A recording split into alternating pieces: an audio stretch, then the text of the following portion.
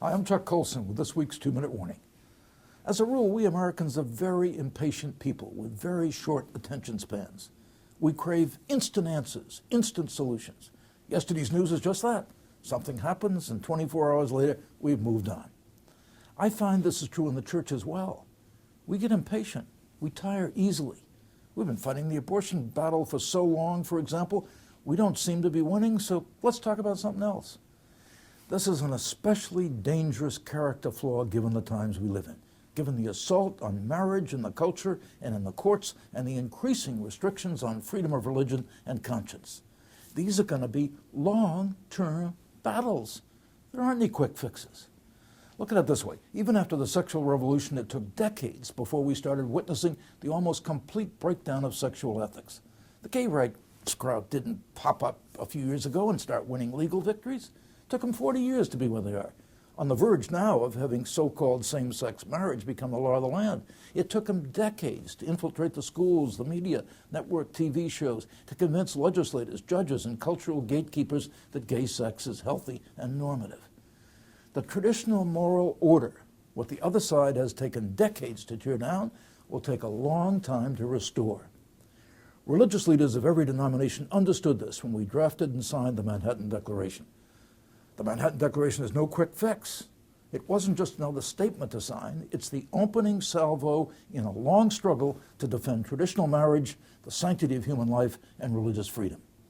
It really irritates me when people shrug their shoulders and say, oh, well, we've lost, let's move on. Come on. But I'm afraid that's what could happen when it comes to the outrageous situation with Apple, where they banned the Manhattan Declaration app from its app store because the company claims it's defamatory and exposes homosexuals to violence, which is pure nonsense. So do we fire off a few protest emails and then go about our business and wait for the next issue? No, that's wrong. No. We won't stop pushing back. We won't give up trying to get Apple back to its senses, to live up to its responsibility as corporate and cultural leader, to protect freedom of speech, to provide a forum for civil debate. We've got to keep sending them emails, making phone calls, keep protesting for months, for years, if that's what it takes. Because think of the precedent if we lose. So much is at stake. Freedom of speech itself. What we Christians need more than ever before is the distinctly biblical virtue of perseverance. As Peter wrote in his second letter, chapter 1, God has given us everything we need for life and godliness, but he calls to make every effort to add to our faith goodness, and to goodness knowledge, and to knowledge self-control, and to self-control perseverance. Did 20 years of rejection and struggle cause William Wilberforce, the great Christian parliamentarian, to abandon his fight to end Britain's slave trade? Did fire hoses, German shepherds, and imprisonment turn back Dr. Martin Luther King? No. With God's help, they persevered. Apple and our opponents are counting on us to be wimps, to grow weary and pack it in. Steve Jobs at Apple has decided to hunker down and wait for the storm to blow over and for us to give up. My answer is, Mr. Jobs, you are wrong. We will persevere.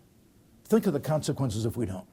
A major corporation which facilitates much of the information flow in our country simply refuses to give access to one side of a hotly contested moral and political issue.